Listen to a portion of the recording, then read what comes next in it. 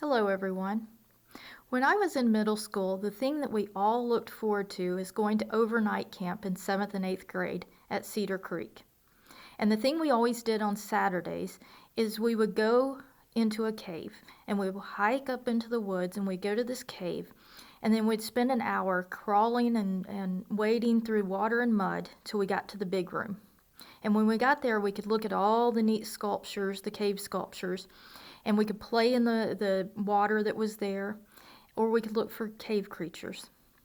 And then at some point, our guides would have us all sit down, and they would turn off all the lanterns and the headlamps.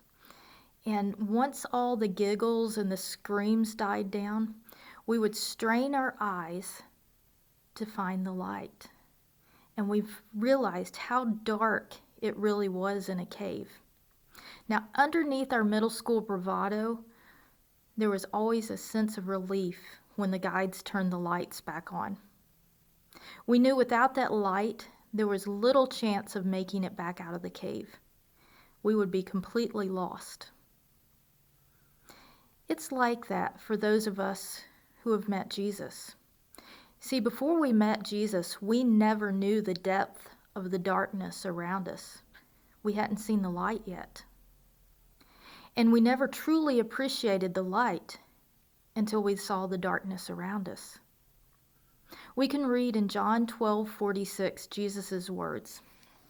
He said, "I have come as a light into the world, so that everyone who believes in me would not remain in darkness." As we look at the world around us, we can remember today that Jesus shines in the darkness and it cannot overcome him.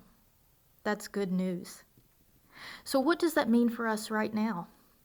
Well, if you have Jesus as your Savior, then you have found the light of life.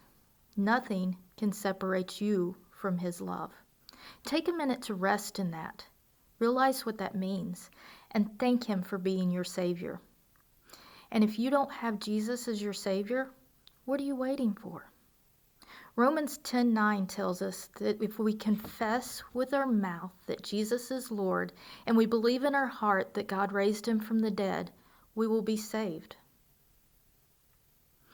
For new believers and old believers alike, be encouraged today, because as the Bible promises in Isaiah and Romans and 1 Peter, the one who believes in him will never be put to shame. May the Lord of your salvation, Jesus, remind you over and over and over again today just who he is. He is the light.